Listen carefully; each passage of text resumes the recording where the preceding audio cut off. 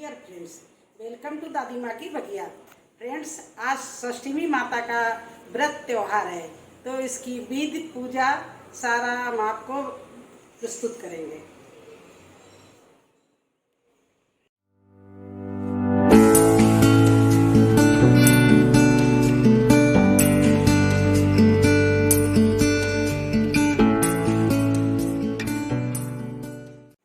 Friends, षष्ठी माता की पूजा जो होती है वो 6 अनाज, भुने हुए अनाजों से होती है और 6 मेवा से होती है। तो हम उसी की तैयारी में ये देखिए चावल भून रहे हैं। मक्का, चावल, चना, मटर, गेहूँ, जौ, इस तरह से 6 अनाज हम तैयार करेंगे। ये हर छठ माता को इस तरह से बनाना पड़ता है। अब ये दीवार में बना लिए और नीचे अब चौक बनाने जा रहे हैं।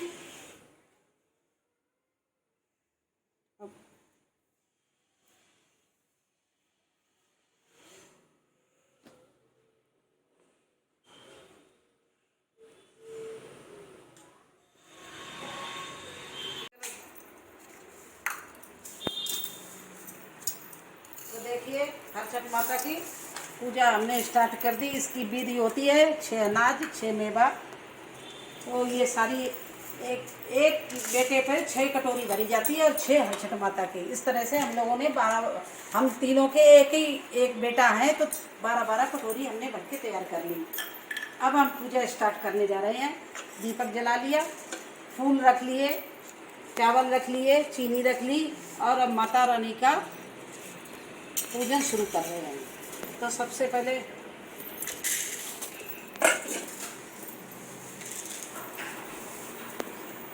षष्ठ माता को जल चढ़ा रहे हैं, गौरी माता को भी जल चढ़ा रहे हैं, गणेश जी को भी जल चढ़ा रहे हैं।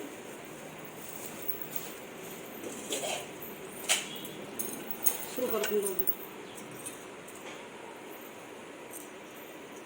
अब हम षष्ठी माता को फूल अर्पण कर रहे हैं।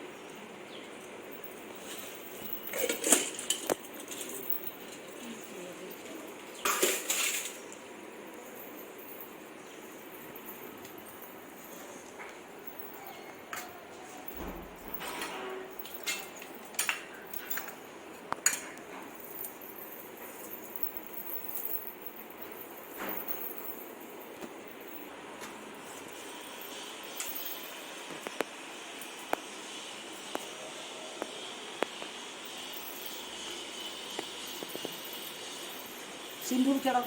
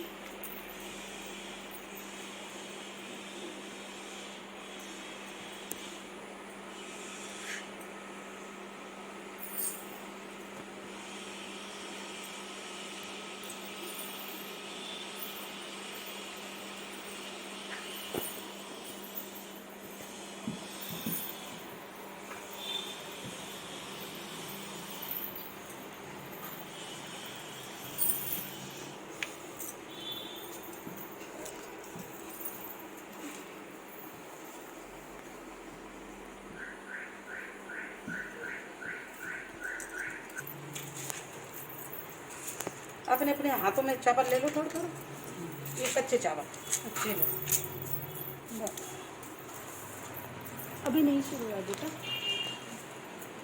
एक ग्वालिन थी, अब हम हरछठ माता की कहानी सुन कह रहे हैं, तुम लोग ध्यान से सुनो। एक ग्वालिन थी, वो दूध और दही बेचती थी, लेकिन उसके उस समय उस टाइम पूरे 9 महीने चल रहे थे, तो वो उसके पीड़ा भी पेट में हो रही थी, लेकिन वो बोली चलो कोई बात नहीं, हम अपना काम तो करें। और वो जाके चलने लगी, तो घर से निकली कुछ नहीं, जब रास्ते में गई तो उसकी पीड़ा और प्रसव पीड़ा बहुत शुरू हो गई तेज। तो वो एक झाड़ी, झरबिरिया की झाड़ी थी, उसके पास बैठ के बच्चे को जन्म दिया, वहीं लिटा कर वो गांव चली गई और सबको दूध बेच के आ गई। तो दूध बेच के आ गई, और दूध बेच के जब तब तक इधर गांव किसान आ गया, जहाँ जिसके खेत में वो बच्चा छिपा गई थी, वो आ गया, वो हल और बैल लेके आया और अपना खेत जोतने लगा। तो जोते जोते जो हल की जो फार थी वो बच्चे के पेट में लग गई और वो बच्चा खत्म हो गया।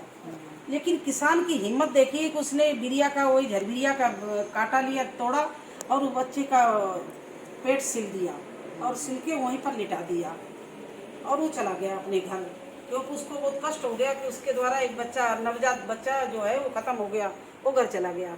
इधर से ग्वालिन जब दूध बेच के उसको अपना दूध जब उसने बेच दिया, तो वो वापस आई तो देखा बच्चा मरा पड़ा है। तो वो रोने लगी और सोचने लगी कि आज मैंने जो गलत काम किया उसकी वजह से ये बच्चा मेरा मर गया। मैंने क्या किया है कि भैंस और गाय दोनों का दूध मिक्स करके पूरी जितनी भी व्रत रहती है उनको सबको दे के आ गई, यह प्रायश्चित करना चाहिए। वो दौड़ के गई गांव में, बोली जाके बहनों मैंने बहुत गलत किया, आप लोग कोई भी इस दूध को आज नहीं सेवन करना, क्योंकि आपका हरछठ व्रत है, ये आप इसमें भैंस और गाय दोनों का दूध मिक्स है। तो सभी औरतों ने व्रत बच गया उनका खंडित होते, तो उन्होंने सबने आशीर्वाद दिया कि जाओ सुहागवती रहो, पूतो फलो दूधो नहाओ, इस तरह से आशीर्वाद दिया। तो उस आशीर्वाद की वजह से वो जब आई है तो देखते हैं उसका बच्चा हंसता खेलता मिला उसे। तो इस तरह से हरछठ माता की वो जय जयकार करते हुए अपने घर में गई, और षष्ठी माता का उसी दिन से इतना प्रचार हो गया। सभी माताएं अपने बच्चों की दीर्घायु के लिए, उनकी स्वास्थ्य के लिए व्रत रहती हैं कि हे माता मेरी बच्चे की रक्षा करना, जैसे तुमने उसकी बच्चे को बचाया ऐसे हर माता के लाल को बचाना। बोलो हरछठ माता की जय। अच्छा, आज के दिन बलराम की जयंती भी है। दाऊ जो है कृष्ण भगवान के बड़े भाई, उनका आज के दिन जयंती भी मनाई जाती है। यही भादों की षष्ठी को ये मनाई जाती है। और आज ही के दिन हल की, बैलों की और मूसर की पूजा होती, क्यों ये 3 चीज़ें दाऊ के बहुत प्रिय थे। तो इसीलिए इन 3 चीज़ों का परहेज है। ना तो आज के दिन हल्का जूता खाया जाता है और ना रौंदा जाता है, क्योंकि आज इनकी पूजा होती है। तो कुछ लोग आज हल की और बैल की और मूसर की पूजा करेंगे। इस तरह से ये माता रानी का व्रत हम लोग मनाते हैं। इसकी कथाएं तो अनेक हैं, लेकिन अब समय इतना रह गया कि एक ही कथा कह रहे हैं। जय भूली चूकी माफ़ करना। माता रानी जैसी बन पड़ी वैसी कहती। दूसरी कथा शुरू कर रहे हैं। एक राजा थे, एक रानी थी। उन्होंने बहुत बड़े बड़े दानी राजा थे। उनके राज्य में कोई भी तकलीफ नहीं थी, सब प्रजा सुखी रहती थी, और उनके एक ही पुत्र था। तो एक बार क्या हुआ, उनके देश में सूखा पड़ गया। अब सूखा पड़ गया तो हर तालाब, हर कुआं, हर बावड़ी सूख गई। अब वो इतने परेशान कि मैं क्या करूं। तब ब्राह्मणों को बुलाया। ब्राह्मणों ने कहा कि अगर राजा जी आप अपने बेटे के तालाब में बीच में बिठा के बलि चढ़ा दो तो ये बारिश भी होगी और सारे तालाब, नदी, कुआं सब भर जाएंगे।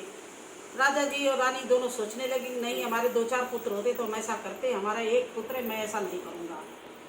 तो उनके पुत्र ने ये बात सुन ली। वो जाके तालाब के बीचों बीच बैठ के उसने समाधि लगा ली, अपने प्राण त्याग दिए। एकदम चारों तरफ से पानी पानी, घास, हरियाली। राजा जी परेशान किए हैं, ऐसा सब कैसे हुआ। वहीं पर षष्ठी माता को मंदिर था, हरछठ माता का, और उस दिन वो दिन भी वही था। तो राजा और रानी दोनों दौड़ते हुए गए मंदिर में और माता के चरणों में बोले, माँ मेरे बेटे को बचाओ। उसने मतलब अपनी जान दे दी और ये प्रजा की भलाई के लिए। तो माता रानी बोली, ठीक है, तू आज से और पूरे साल हर महीने की षष्टमी को आके मेरी पूजा करना, और आज ही इसी साल मतलब दूसरे साल में आज ही के दिन तेरा बेटा तेरे को मिलेगा। राजा को ये बोला। राजा ने वैसे ही किया। राजा रानी ने हर महीने की में पूजा करने लगे, व्रत करने लगे, और जब ये भादों की छठ आई तो बड़े धूमधाम से नगर वासियों को बुला के उन्होंने पूजा कराई, माता का प्रसाद बांटा, सब आरती उतारी। सारे नगरवासी मिलके जब ये पूजा की तो देखे थोड़ी देर में राजा का पुत्र हंसता हुआ आया, और राजा रानी दोनों खुश हो गए और प्रजा भी खुश हो गई। जैसी उनकी सुनी ऐसी सबकी सुने। माता रानी की जय। जी क्योंकि माता रानी माफ करना, जैसी आती वैसी पूजा कर ली। चलो आरती कर ये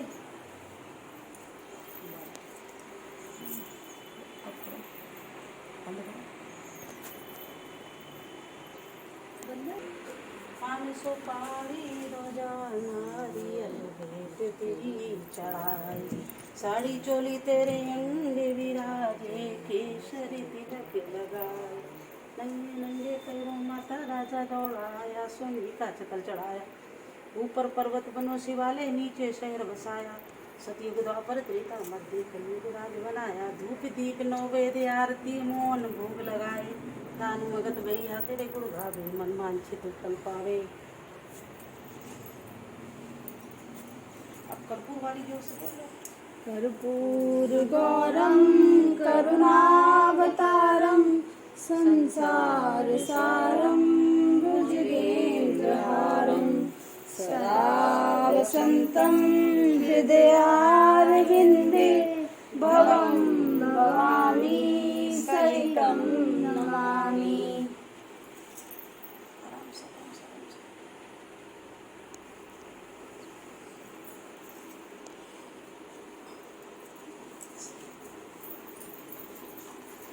बोलो करो। तो दोस्तों कैसी लगी हमारी पूजा की वीडियो? अच्छी लगी हो तो लाइक करना, सब्सक्राइब करना, शेयर करना और बेल आइकन जरूर दबा देना, जिससे जो भी मेरे नए वीडियो आए तो नोटिफिकेशन आपके पास सबसे पहले पहुंचे। धन्यवाद।